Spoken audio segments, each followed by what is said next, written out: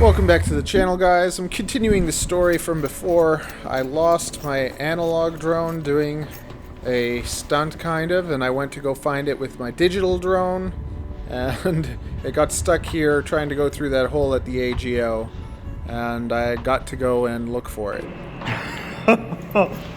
Oh my goodness. I got it.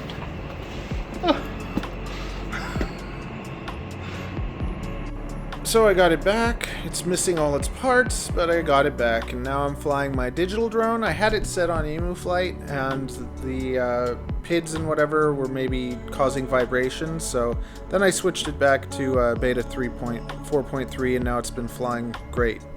My life is now worth living again.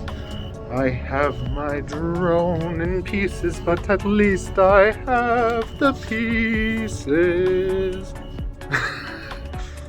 Yes! Yes!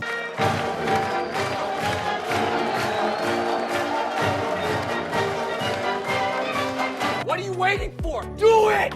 Just do it! Yes, you can! Just do it!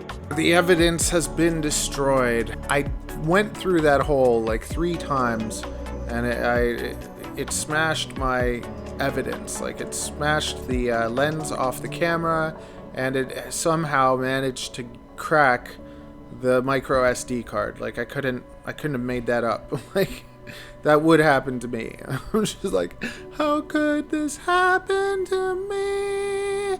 I made a mistake. My drone is gone. Yeah, okay, anyways. So now I'm trying to be fancy with the camera angles and slow motion.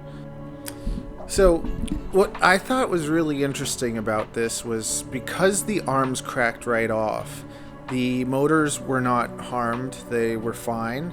All the plugs were fine.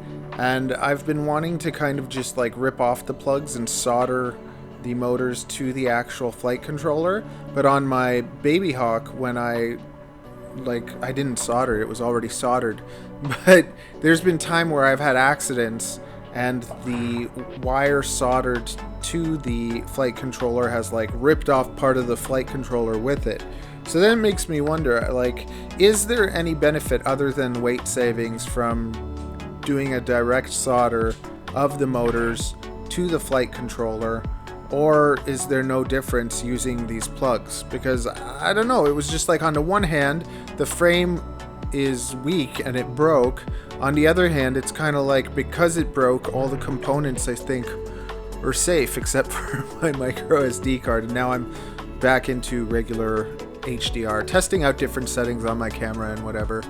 Anyways, yep, so the good thing about this, I guess, is that I get to transfer it now back onto my favorite frame, the Patray frame, and I wanted to make a naked RunCam 5, so now it's already cracked and busted, so I will take it apart and make a naked one. And yeah, hope you found that interesting or whatever, and yeah, I don't know what to say now. Okay. You know, subscribe, smash that like button, all the good stuff.